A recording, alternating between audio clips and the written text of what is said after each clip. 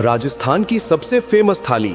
सोचो, राजपूत योद्धा जंग से वापस आते हैं, रेत के नीचे से सुनहरी खुशबूदार बाटियां निकालते हैं, ऊपर से गर्म दाल का तड़का छनकता है और मिट्टी की सुगंध के साथ घी टपक टपक कर बह रहा है।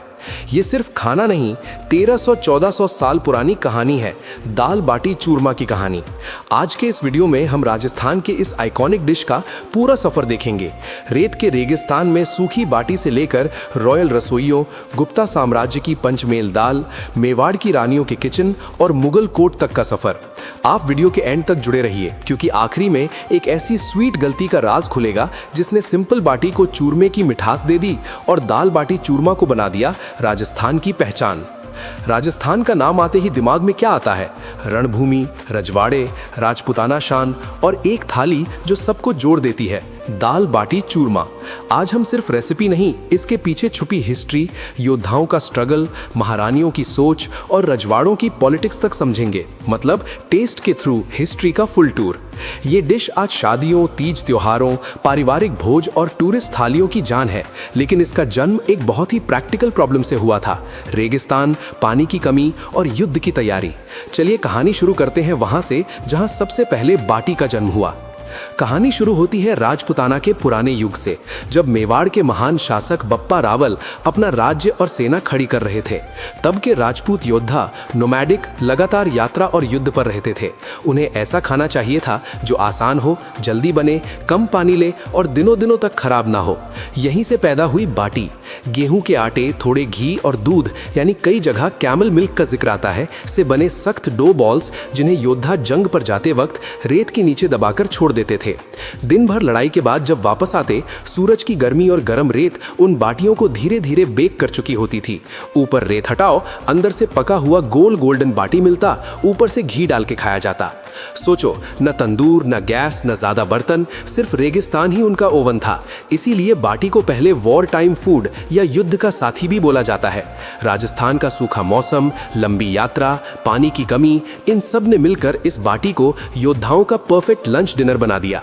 धीरे धीरे जब राजपूत राज्य सेटल होने लगे, लोग एक जगह पर ज्यादा रहने लगे, तो यही बाटी सैनिकों से निकलकर आम लोगों की रसोइयों में आ गई। गांव की औरतें मिट्टी के चूल्हे या अंगीठी में अंगारों पर इन बाटियों को सेकने लगी। बाहर से कड़क, अंदर से सॉफ्ट और ऊपर से देसी घी का स्वाद। उस वक्त बाटी का मेन साथी होता था दही, छाछ या दूध, क्योंकि रेगिस्तान में दूध और दही ही सबसे आसान अवेलेबल थे। कई रिसर्च ये भी बताती हैं कि आम लोग बाटी को घी और मट्ठा के साथ खाते, जबकि ऊपर के वर्ग और राजवाड़े धीरे धीरे इसके साथ दाल, कढ़ी या साग जोड़ने लगे। यहां तक कहानी सिर्फ बाटी प्लस दूध प्लस छाछ प्लस घी तक सीमित थी। मतलब जो आज हम पूरी थाली देखते हैं, उसका सिर्फ पहला पिलर बना था। अब अगला ट्विस्ट आता है गुप्ता साम्राज्य के टाइम पर, जब एक नई चीज हिस्ट्री में एंटर करती है, पंचमेल दाल। इतिहास में लिखा मिलता है कि दाल का जो कॉम्बिनेशन आज पंचमेल दाल के नाम से फेमस है, वो गुप्ता काल के दौरान रॉयल रसोइयों में पॉपुलर हुआ था। इस दाल में 5 तरह की दालें होती थीं: मूंग, चना, तूर, मसूर और उड़द, जिन्हें एक साथ पकाकर जीरा, लौंग, हींग जैसे मसालों का तड़का दिया जाता था। ये दाल सिर्फ स्वाद के लिए नहीं, बल्कि न्यूट्रिशन के लिए बनी थी। एक ही बोल में प्रोटीन, एनर्जी और रेगिस्तान जैसी कठिन लाइफ के लिए पावर। धीरे धीरे ये पंचमेल दाल राजपूत राज्य के किचन तक पहुंची और फिर किसी समय पर किसी शेफ ने सोचा, क्यों ना इसको हमारी बाटी के साथ दिया जाए। इस जोड़ी ने गेम चेंज कर दिया। पहले बाटी का साथ भारी दही या छाछ देता था, अब स्पाइसी एरोमेटिक तड़के वाली दाल ने उसको रिप्लेस करना शुरू कर दिया। यहीं से दाल बाटी का आइकॉनिक कॉम्बो जन्म लेता है, जिसे आज भी राजस्थान के कई घरों में दाल बाटी करके अलग से याद किया जाता है। अब तक हमारे पास 2 चीजें हो गई, योद्धाओं की बाटी और गुप्ता काल की दाल। लेकिन अभी भी कहानी अधूरी है, क्योंकि चूरमा का तो नाम ही नहीं आया। यहाँ से शुरू होती है मेवाड़ की रसोइयों की सबसे इंटरेस्टिंग कहानियां, जहाँ एक छोटी सी गलती ने पूरा इतिहास बदल दिया। लोक कथाओं के हिसाब से एक बार मेवाड़ के गोहिलोत वंश की रसोई में किसी कुक या घर की औरत से गलती से बाटियां बनाने के बाद उन पर गन्ने का रस या गुड़ वाला पानी गिर गया। पहले उसे खराब माना गया, लेकिन जब टेस्ट किया गया तो पता चला कि ये तो एक नया स्वीट फ्लेवर दे रहा है। बाहर की बाटी थोड़ी सॉफ्ट हो गई, अंदर थोड़ा मीठापन आ गया। इससे इंस्पायर होकर घर की औरतें जानबूझकर बाटियों को मीठी शरबत जैसी जैगरी या शुगर वाटर में डंक करने लगीं, ताकि योद्धा जब वापस आए तो बाटी नरम भी हो, टेस्टी भी थी। धीरे धीरे उन्हीं मीठी सॉफ्ट बाटियों को क्रम्बल करके उनमें घी, चीनी या गुड़ और थोड़ा इलायची मिलाकर जो चीज बनी, उसका नाम पड़ा चूरमा। आज के टाइम जो चूरमा गेहूं, बाजरे या सूजी से बनाकर ड्राई फ्रूट्स के साथ दिया जाता है, उसकी जड़ यही मीठी गलती और मेवाड़ के घराने की रसोइयों से जुड़ी हुई है। मेवाड़ के घराने को ही अक्सर इस पूरे कॉम्बो यानी ब्लैंड बाटी, स्पाइसी दाल और स्वीट चूरमा को एक ही थाली में जोड़कर पॉपुलर करने का क्रेडिट दिया जाता है। जब एक बार दाल बाटी चूरमा मेवाड़ की रसोइयों का हीरो बन गया, तो फिर शादियों, राज तिलक, त्योहार और रियासतों के स्पेशल दावत में ये ऑनर डिश बन गया। राजपूत परंपरा में मेहमान नवाजी का मतलब ही होता था गर्मा गर्म बाटी, तड़के वाली दाल और घी भीगा चूरमा का बड़ा सा थाल।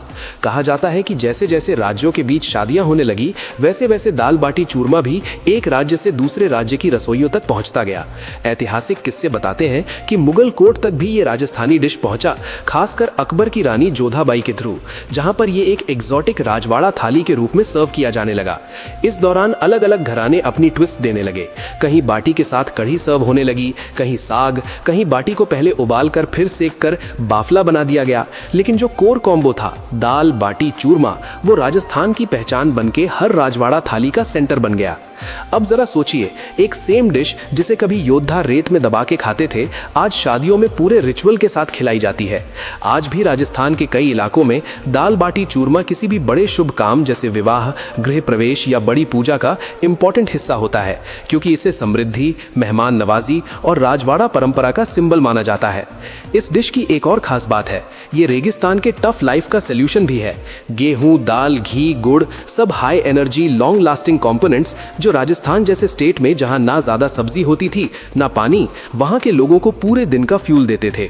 आज से कई साल पहले जब रेफ्रिजरेटर, फैंसी किचन या फॉरेन कुजीन का कॉन्सेप्ट नहीं था, दाल बाटी चूरमा ही लोकल सुपर फूड था, सस्ता भी, टिकाऊ भी और स्वाद में किंग साइज भी। इसीलिए आज भी जब कोई टूरिस्ट राजस्थान आता है, उसको सबसे पहले बुलाया जाता है, पहले दाल बाटी चूरमा खाओ, फिर राजस्थान देखो। टाइम के साथ साथ दाल बाटी चूरमा ने सिर्फ राजस्थानी ढाबों, गांव की रसोइयों या राजवाड़ों तक ही नहीं, बल्कि बड़े बड़े होटल्स, नेशनल और इंटरनेशनल रेस्टोरेंट्स तक अपनी जगह बना ली।